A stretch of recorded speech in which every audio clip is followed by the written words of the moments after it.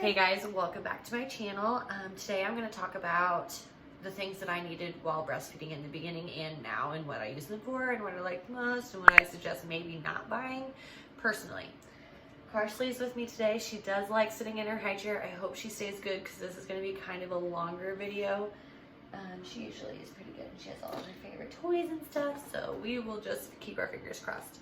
Okay, I'm going to start out with saying I got these at my hospital. These are awesome.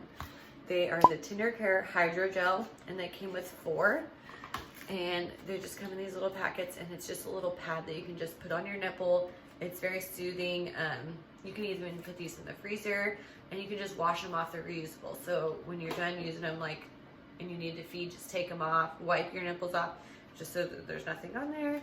And it's clean for baby, and then you can just put it right back on here, or whatever's close by that's clean to set them on. I also love these Lancino gel pads, and they come with this in case you have it hot or cold, whatever.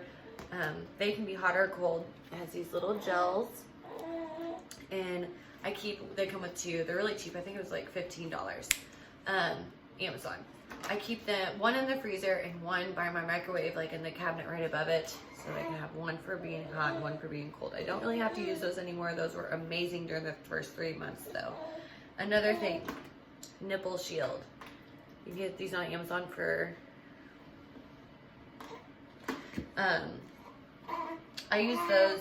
I had one breast she favored very much, and the other one we were struggling with, and I'm not sure why, but my lactation consultant suggested using that for, I think it was 2 weeks, and I think I even did it just for a week and a half. And once I kind of took that off, she was fine. She didn't just favor the shield. She did not like the shield, but certain babies can not take the shield. So it just depends on the baby. I got lucky. She let me heal and kind of get stronger again. I'm going to show you my to-go lunchbox thing. I got this for my OB in my first visit when I was pregnant. And I keep this is what I take on the go when she's not with me to pump. So I keep my hand pump in there. I do love this hand pump. It's the Lancino hand pump. I got it on Amazon. And I keep my Haka in there. The lid for the bottle, if I'm just getting a quick one and I don't want to put my milk in the bag, and I keep baggies in there. I also keep deodorant just because, if I'm at a Chiefs game or something and I don't have my bigger purse like I normally do, or her diaper bag, then I just kind of put hide some stuff in here for me to use. I also keep Germ-X in there, a Sharpie to write on the bag, and then in the side pocket I keep, this is the bottle's nipple, and I keep that in there just in case, I don't know, I've never actually had to do this, but oh honey, I just in case I needed to feed her a bottle really quick or something. And I also keep this nipple cream in there, which I don't use anymore, but this was my favorite. I got that on Amazon as well. The Mother Love brand was my favorite. Sweetie, I'm gonna tend to her really quick and then I'll be right back. Back to the travel bag. I keep a breastfeeding cover in there just because it's hard to keep covered without something when you're pumping, and this works really well for me. I also keep a rag because it can kind of be a little bit messy. Pumping is a lot messier than just feeding the baby. Okay, I also take these every day. I'm not going to say this right, but I'm going to try sunflower lecithin. And I take 2 every day in the morning. With the rest of my supplements, I still take prenatals, and I take 1 a day woman vitamins, just kind of help my hair not fall out, because I have heard that happens during postpartum. I've been very lucky so far.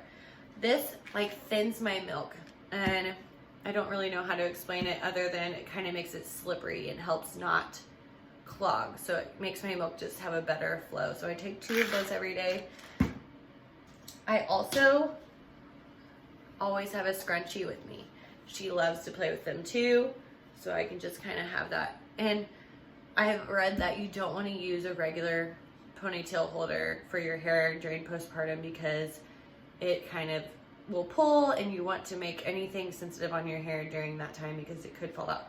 I always have these too, just to put your hair up, because babies like to yank on your hair and you want it out of your face when you're trying to breastfeed, and it's just like everything just gets in your face. So I always keep those things nearby. This is a great supply booster.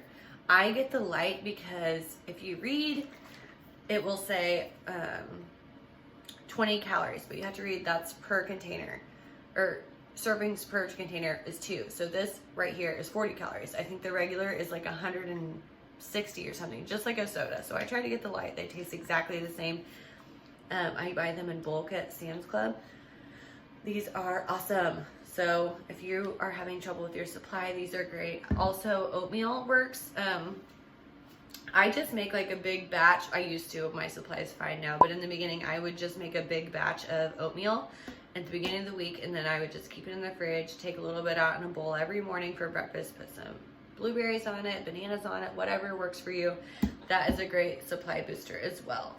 I also keep this because you're gonna leak. So this is kind of like a potty pad for a baby's bed or her crib.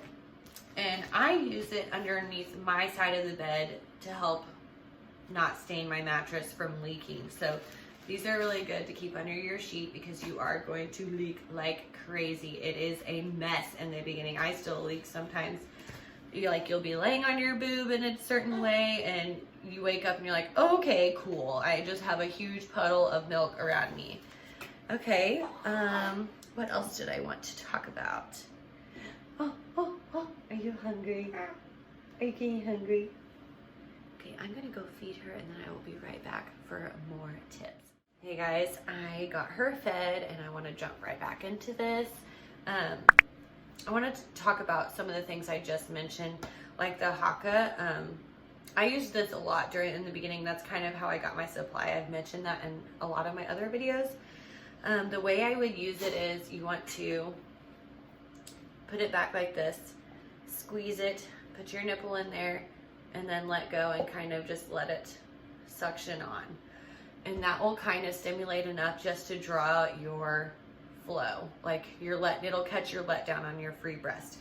And so how I would use it is I would put the pillow on like this. I'd be sitting down and I would put her in the football hold. So her feet are back here and I would be using the Haka on this breast. That way she wouldn't be kicking it, because I would try this in the beginning the whole time and I'd just be like, she kicks it off. I don't know what I'm doing wrong. And I finally was like, let's do the football hold. Her feet are back here. And that worked great for me. And that's our favorite position still. Another thing I wanted to mention was these are great, but you also want to just be drinking a ton of water. Like, do not stop drinking water. I mean, your whole body is working so hard to feed your baby. You just need to keep filling your body with food and water and keep yourself healthy. Another thing the Haka does is when you do get a clog or something, like if you feel a little knot or a little pain, it's probably a clog.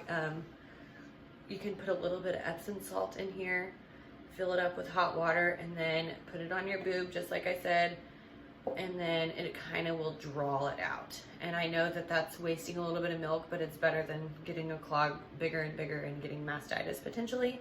So that has worked really good for me. Even the dangle feed kind of makes you feel like a cow, to be kind, because you like are dangling over your baby and you want her chin or his or her chin to be facing where your clog is in your breast. And another way to do it is hand express. So if your clog is back here, you want to start really far back and work it all the way to your nipple, and you want to kind of have a C shape. That has worked really well. Honestly, I'm not very good at hand expressing. I don't really know why. When I had a clog just last week, I even went to my doctor for it, and I had my husband hand express me, and he got it out for me a lot better than I could have. You can do it in the shower. The heat helps. Kind of let your milk have a letdown, makes it easier.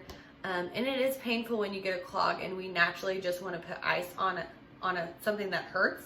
You never want to put ice on a clog or your breasts until, like in the beginning, you can put ice on your sore nipples, but you never want to ice your breasts. So these are great to heat up for a clog and kind of put it on there and then kind of try to work it out. You do not want to put cold on it. Please remember that. That will just make it harder to even work out of your ducts. What else did I want to talk about? Okay, the nipple butter. One thing I didn't know in the beginning was nipple butter stains your clothes. So if you're doing that, try to be putting a top on that you don't care about, or stay topless. Like I've mentioned in other videos, stay topless as much as you can in the beginning, because it kind of helps your nipples just not have anything rub on them, and you want to put your own milk on your nipples, then the butter. That worked for me really, really well. Another thing I wanted to show you was I do breastfeed in public. I don't usually bring my cover. I only use that for when I'm pumping. You do want to, like, I always wear a tank top underneath whatever I'm wearing, and I put my bra around my tank top. So that way when I am feeding, I can just open it up just like that, and it's so simple. And that way you can, like, you're not showing any skin. It's just, that's the way I do it. It's kind of the most modest way I've thought of, and that works for me really well. I also want to go over how a lot of women have been reaching out to me since I've been doing these videos, and that makes me feel awesome. That makes me want to keep doing these videos. I am so happy to help you mothers. Breastfeeding is amazing, and I'm so proud of any mom who tries to do it for their baby, and I hope that I'm helping you. I hope these videos help you. If you have reached out to me before and you have a friend that needs my help and doesn't know me, just send them my phone number, show them my Facebook, whatever. I'm happy to help strangers. I don't care. I just want to help other mothers succeed in this journey, because I have loved it, and I'm so proud of myself that I didn't give up, because it is so hard in the beginning. So props to you mamas. You're amazing. Mom power. Help other moms. Thank you so much for watching. Please subscribe, like this video, message me any questions. Thank you so much.